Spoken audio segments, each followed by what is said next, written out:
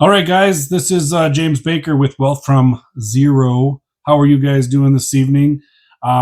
Today, we're going to do a little bit of talking about walls in the sales system, both walls that are within the salesperson themselves, and then walls that are going to be within the sales customer themselves. So, there's a couple things that as you go through your process that I deal with sales staff that have been selling for a year or two or brand new. Um, and it's a big one because it's really comes down to your belief, your confidence in yourself, the belief and the confidence in the product that you're selling, and then the value of the product. So I made a few notes. So if I'm looking down a little bit, I apologize, guys. I've tried to cut this video a few times and I tend to ramble. And I'm a sales guy. I'm not a video editor just yet. So I'm working on that. But these videos are raw, one cut. So in the beginning here, as I'm launching this thing, please stand by with me and humor me a little bit on my video skills. And hopefully as time goes, we'll get this refined and a little bit smoother.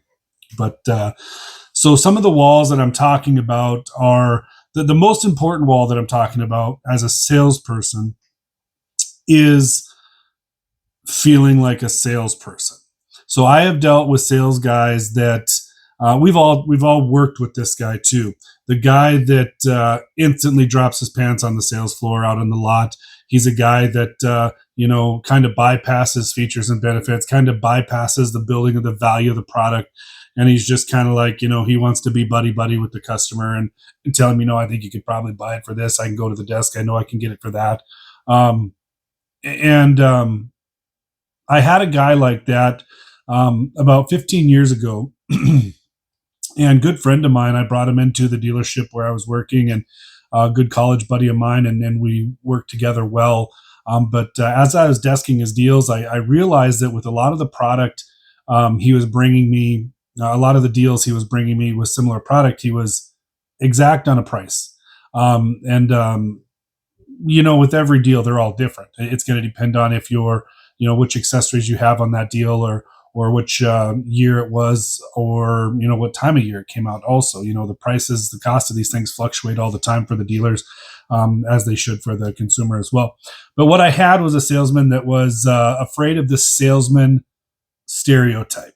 He when I pulled him aside and asked him, I'm like, I see that I got a pattern here as I'm working deals and stuff. You're always trying to work me down to this specific number to work these folks to. Why is that? How are you getting to that number? You didn't come to me to get it, so how are we already there? And he told me that he felt more comfortable, more his style, trying to kind of warm up to the customer and be buddy buddy with them and let them know kind of where we would go. Now, he was never at a point where we were losing money, or he wasn't at a point where the deals were terrible, but they could have been a lot better. And but it just kind of struck me that one of the things that he felt within himself was he didn't want to have this salesman stereotype.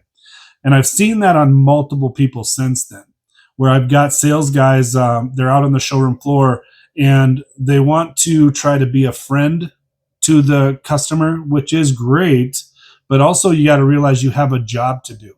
I've asked, why are you, not following the steps through the right process? How come you're bouncing around so much? And they just, I just don't want to come off as pushy. I just don't want to, be salesy, that kind of thing. And I kind of laugh at it. I felt it a little bit when I got into the industry as well.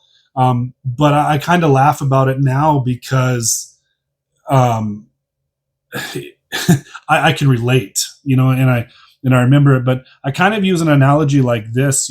If I go in to see the doctor, I'm not really concerned about the doctor being a doctor. I want him to be a doctor. I want him to check me thoroughly. I want him to make sure that whatever I'm in there for, he's examining it extremely well, and he's making sure that he's dotting his I's and crossing his T's, and he's going to give me the right diagnosis for whatever ails me, whatever reason I'm there.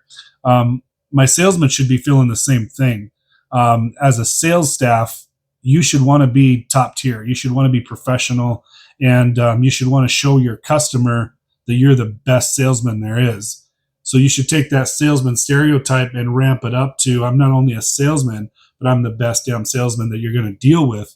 And you're going to run them through the process. You're going to run them through, get the right qualifying questions. You're going to feature and benefit that product. Of course, we're going to talk about some rebates that we have. Of course, we're going to get them over to the desk. We're going to get them the best deal possible. But the whole time, we're going to be as salesmen as we can with them so that they know they're dealing with professionals, and also that they know that we as a salesperson take our job seriously, and we are confident in building the value of the product. We're confident in the pricing we're giving. We're confident in our dealership. So that's wall number one. Let's get rid of that wall and that stereotype of being, too salesy or being a salesman, because it's a huge hurdle for a lot of people just because of the stereotype. So that's one. On the second one is a big one that I've realized, and I kind of feel silly even saying this, but something that I didn't recognize till the last couple of years. And it was something that, again, I can relate to because I did it also as a young salesman getting into the sales field, but it's asking for money. And what I mean by that is there comes a point in every sales deal where you've got to look at the customer and ask if they're okay with the price. And okay, you're okay with the price. Okay, I need your check, or we need to go talk to finance. We need to talk. We need to talk money, and you got to ask for it. It's funny that a lot of salesmen get hung up on that. And the reason that I felt it, and I'll just use my experience, and as I've noticed the last couple of years with some of the sales guys I've trained, I've asked them similar questions to, is this why you feel this way? So going back to, me when I was young and in the industry, or beginning of the industry, I had to look at myself and where I was in life. I was early 20s, newly married, baby on the way. I was in insurance sales at that time. And it's one of those things where I was fresh out of college, college debt, no money. I think the first couple, 2-3 months we lived in our house, we didn't even have furniture in the living room. So it was one of those just newly out of the box couples, and we're trying to make it and trying to survive. And I'm at work and I'm going over insurance policies, and I'm going over things like that. And when it gets down to tell the insurance company or the insured what they need to pay as a premium, I was having trouble. Oh, what's this 6-month premium? The 6-month premium on this auto insurance? Oh, it's only $1,500. It's only $2,000.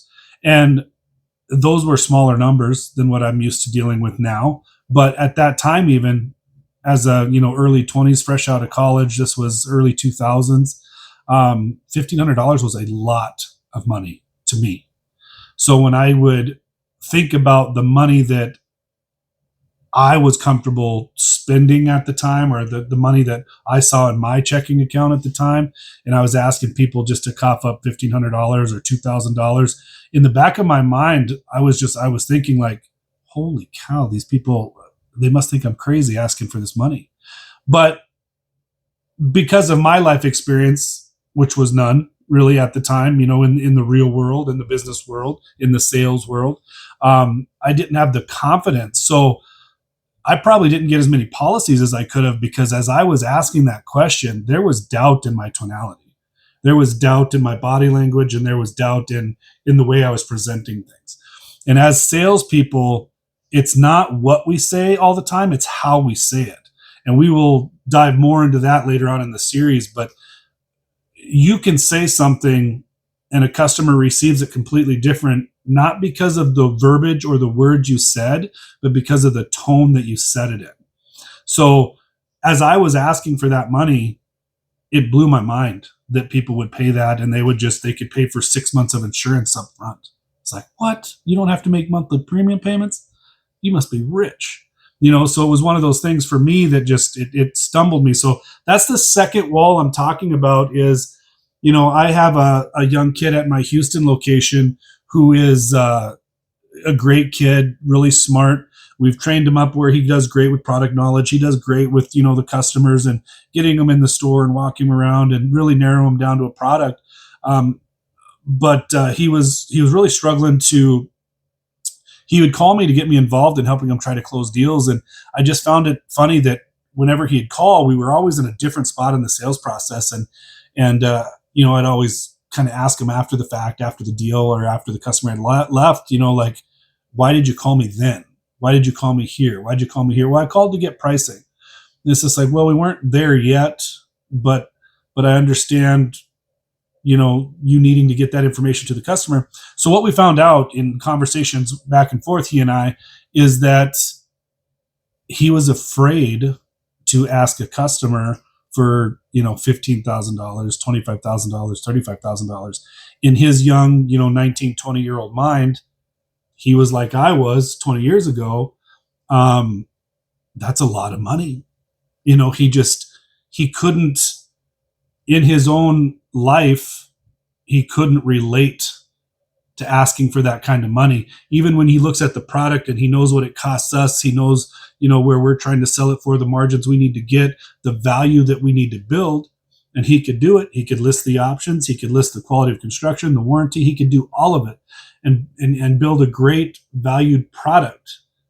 But still in his mind, just being that young and or new to sales, which a lot of people are, creating the dollar to value of the product relationship. And not only that, but he just couldn't look at the dollar amount of, $8,000, $15,000, $20,000, wherever he was on the spectrum, whatever product he was selling, and asking for that money. And it was so hard for him to even spit the number out, that he was calling me sometimes walking around a showroom when a customer's like, well, how much is this one? You know what? Let me call my manager and find out. Because he knew it, but he couldn't even say it because it was so much money to him. He was getting hung up on it. So that's the second of the walls for the salesperson that I'm talking about, is we got to break those down. So if either one of those relate to you, this is the one thing. Money is just a number. And customers understand. They may not have an exact idea of what the product is selling for, but they got a small idea. So the one thing that you got to realize is take the dollar sign off the front of that number, and it's just a number with a decimal point. And you understand that that's the price that we at the dealership need to get. That's the margin we need to hold. Go out and get me that number. Get away from the dollar amount of it. Get away from the value of it. Get away from relating to it in your own life, because you're not in the same position as the guy across the table. Just life's different for everybody. So it's one of those things where you really need to get over that value of the dollar in your life and look at what the dollar is valued at to the customer's life.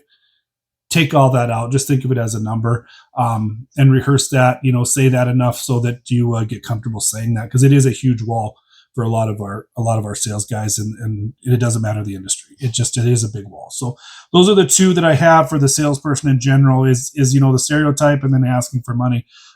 Real quick, I'm going to try to squeeze it in here. I know the video is getting long. I apologize.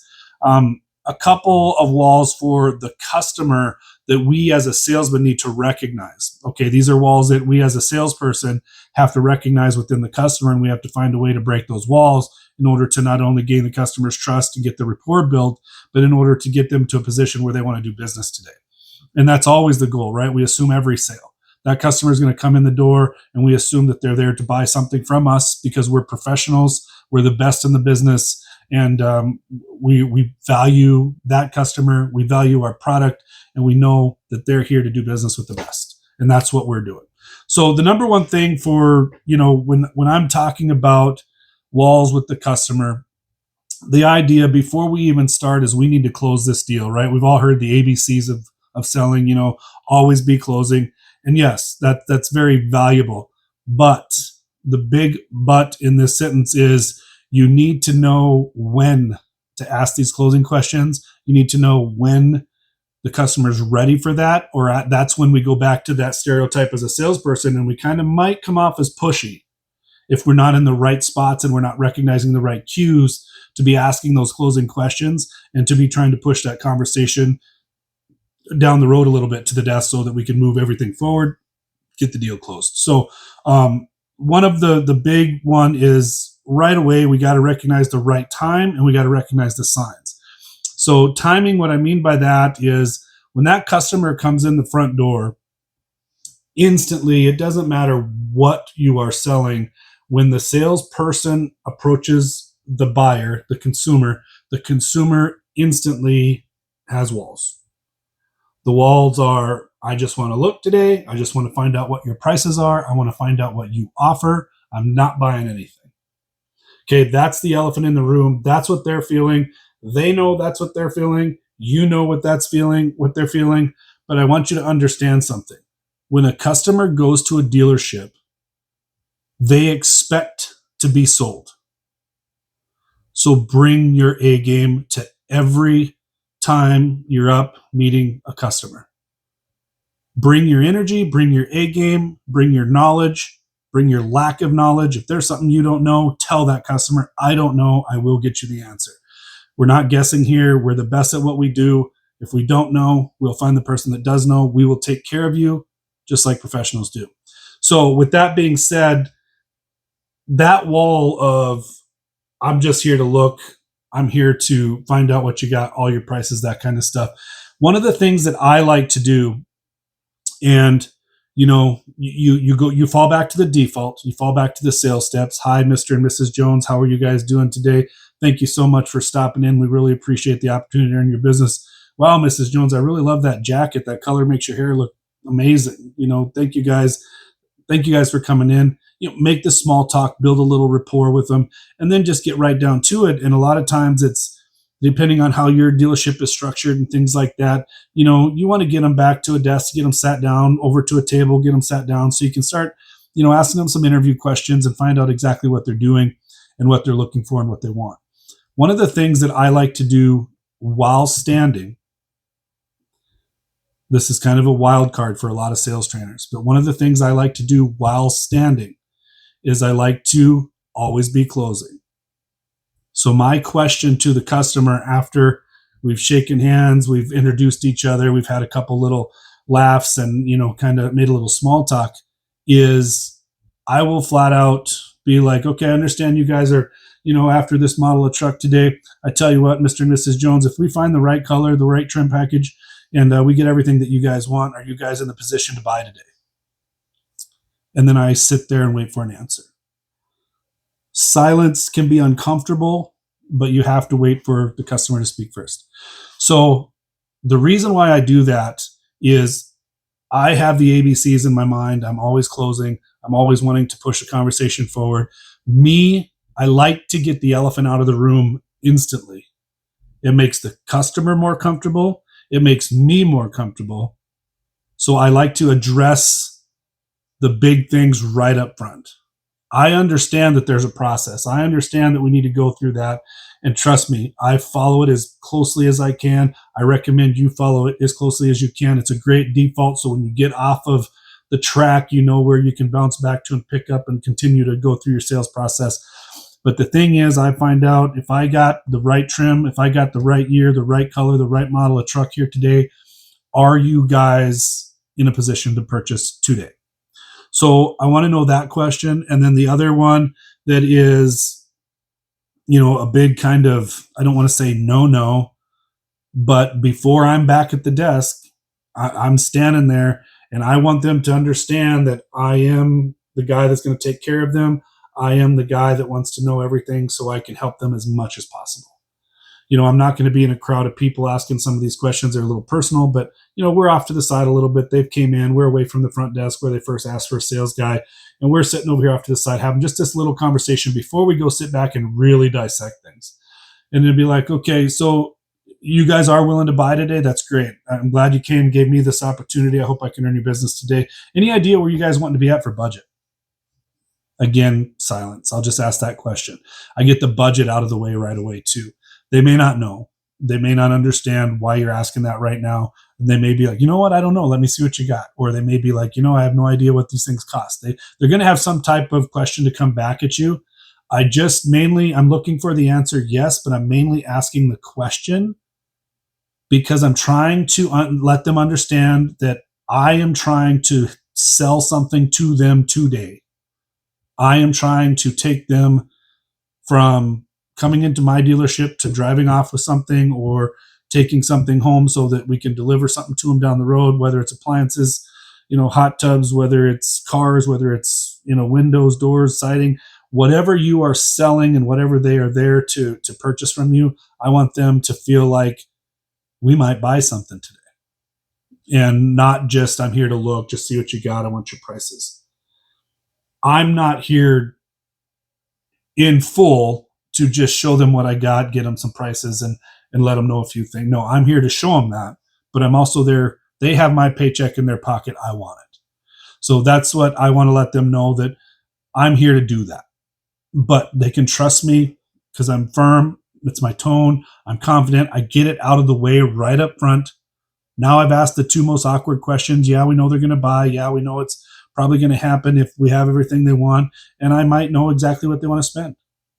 Now it's easy. Now that's out of the way. Now we can go back, sit at the desk. You guys want a cup of coffee? You want a bottle of water?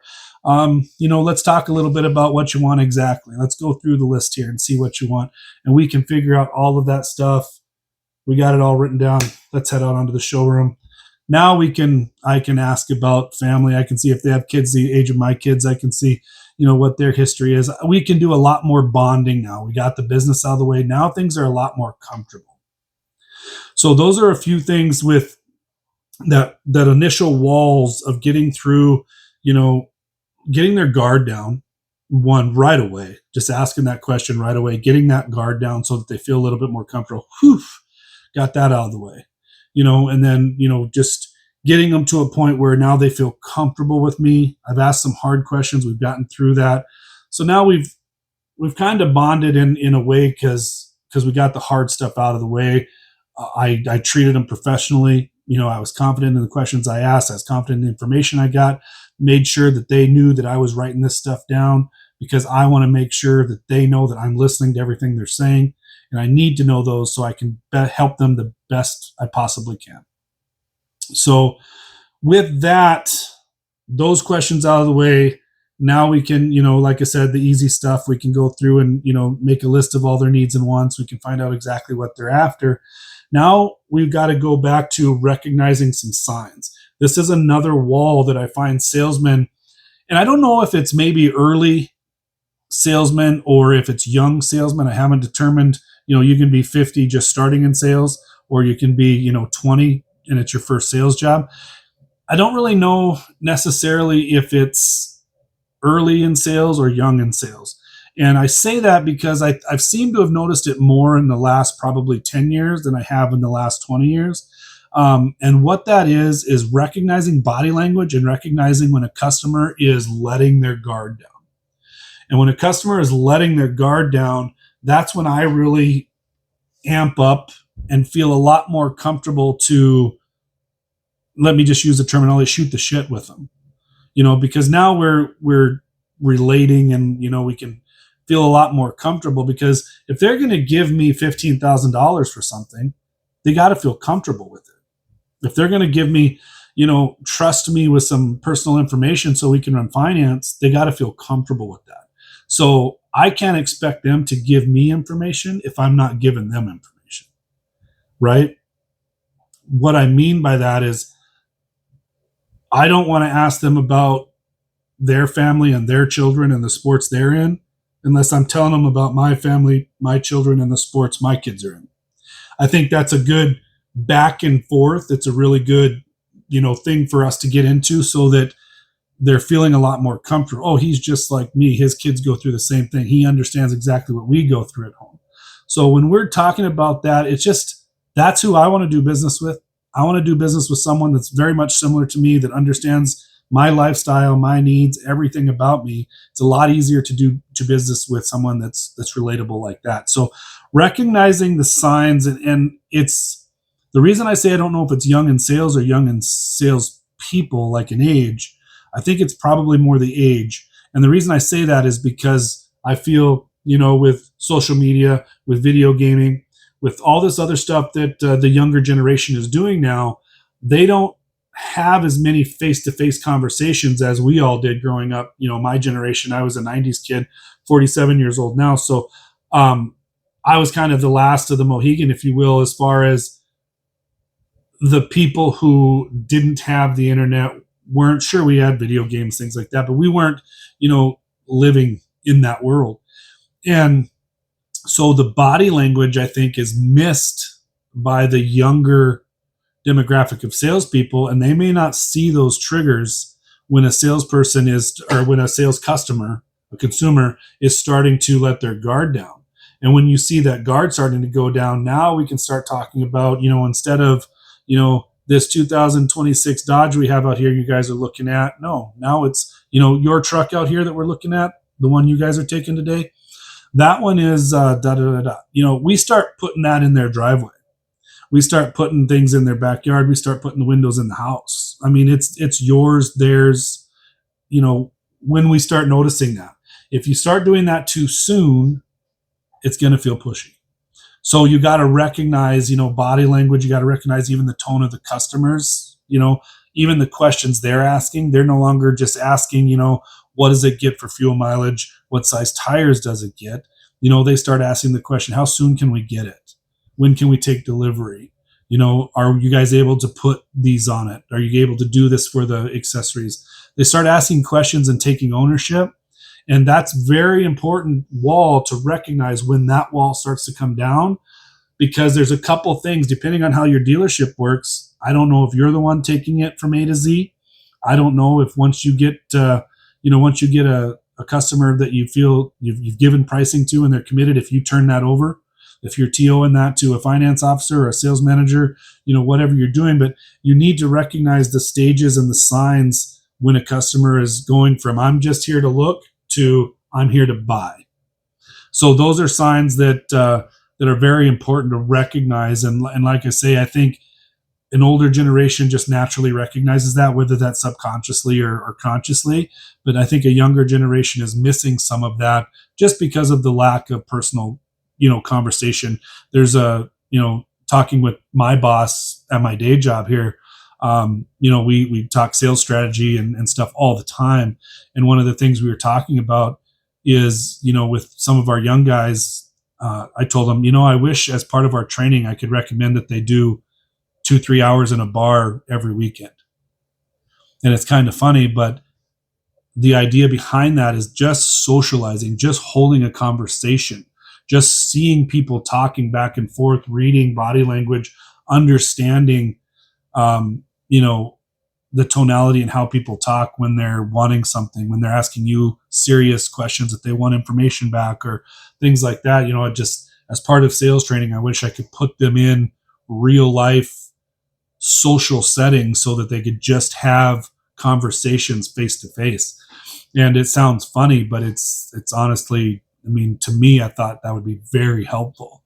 So, one thing I did do is make sure that, tell these guys, you need to be going to these community events where your, young entrepreneurs are out meeting and networking, these networking events, whether it's like a business after hours or, whatever you got in your area, but just to have conversations with adults, just to understand, how that all flows. And, so yeah, it's just kind of a funny thought there, but it's one of the things where I think as younger sales staff, if you have younger sales staff, if you're a younger salesman, one of the things you should really work on is watching and studying how people react when you're talking to them, when noticing them throughout the sales process, how they come in stiff and slowly they start to loosen up. And by the time, they're writing a check, you guys are laughing and, talking and you're a lot more personable. So it's one of the things just throughout the sales process that you need to try to recognize.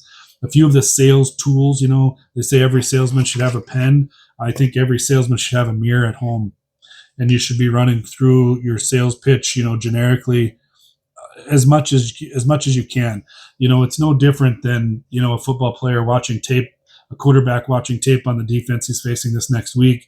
Whatever that is, you're a professional. You're in a professional business and you need to practice your craft.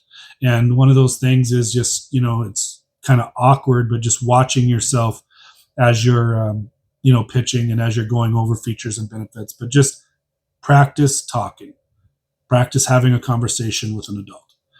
And it's one of those things that is just as important as, having a pen as having a mirror at home, being able to talk and to look through that. So I kind of flew through things there. Again, I'm trying to make these videos kind of 30 minutes or less, so I apologize. We will go deeper into some of these conversations that I've touched on in this tape. We'll go deeper as the series goes on.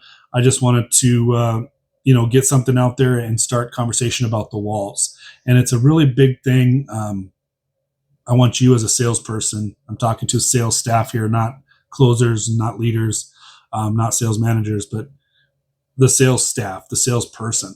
I want you to really understand where you're strong and where you're weak, and don't be afraid to ask for help where you're weak. Remember, guys, this is our life. This is our livelihood. It's how we support our families. The one thing that you need to be very particular about is your tonality, is remembering it's not what you say, it's how you say it. And it's just one of these things where understanding where you're weak is as important, if not more important, as where you're strong. So I'm not a big believer in, I should say, a sales staff that is an A to Z sales staff. A guy that sells, he's cleaning the cars on the lot. He's polishing stuff, and then he's going to sell it, and then he's going to run the finance paperwork, and then he's going to run it back and vacuum it out in PDI, and then he's going to do the walk around and the delivery on the product. Smaller dealerships and stuff, I understand, need to do that. But just like I mentioned the football analogy before, football is a good analogy on this, because you have a quarterback in the quarterback position because he's strong in that position, but he's not a guy that's going to be playing defense trying to stop a team from scoring. He's trying to score. So in the sales staff, it's kind of the same way. I don't have a sales guy. I want a sales guy that if he's a strong floor guy, he needs to be on the floor.